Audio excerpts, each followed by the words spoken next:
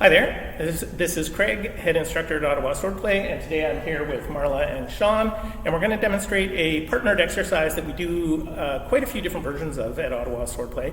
We call these 5-step drills. We have other versions that are more steps, but we like 5 for a bunch of reasons.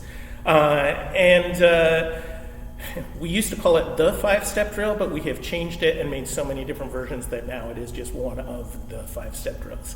So we're not going to be really focusing too much on what the techniques are, but I want to demonstrate first how this works, and then I'm going to talk about why we do it that way. So we have 5 steps, 3 for the attacker, 2 for the defender or respondent. And today Sean is going to be the attacker first, so we're going to start with step 1. And step 1 is going to just be an Oberhau, a strike setting forth from the shoulder. And Sean is doing this at his good distance, which means that he can't reach Marla's face right now. And we can do it that way as long as he's got the point on line. Also, sometimes, though, we do like to make sure we're doing good targeting. So Sean might start closer than is natural so that he can finish with the strike as the response. But now for step 2, he's going to move to a slightly better distance. And he's going to do a strike. Marla is going to do a counter strike. And she's going to shoot long and make contact at distance. All right, now they're going to reset, and we're going to add step 3. So this time, Sean will strike, Marla will counter strike and shoot long, and Sean will do a 5th winding, and then again make contact wherever he can, which is probably going to be on the arm there.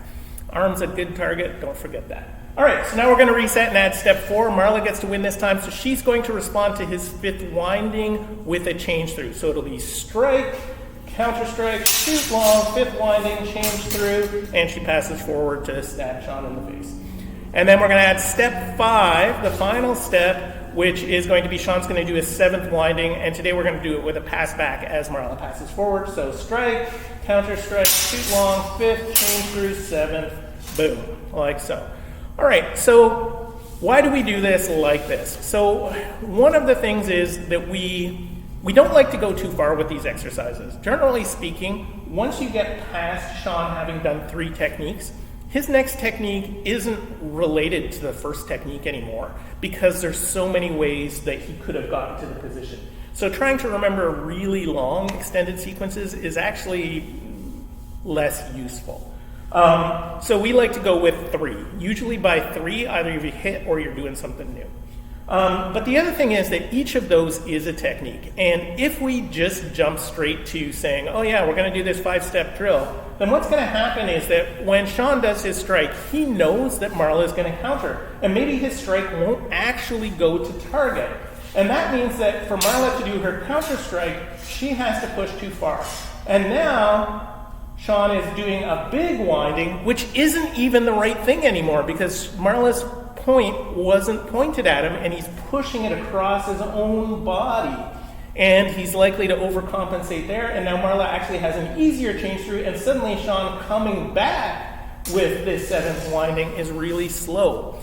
And at any step in there, somebody can either not do their technique with enough authenticity, or they can overcompensate because they know what their partner is going to do. So by breaking it down that way, we make sure that every step of the drill is authentic.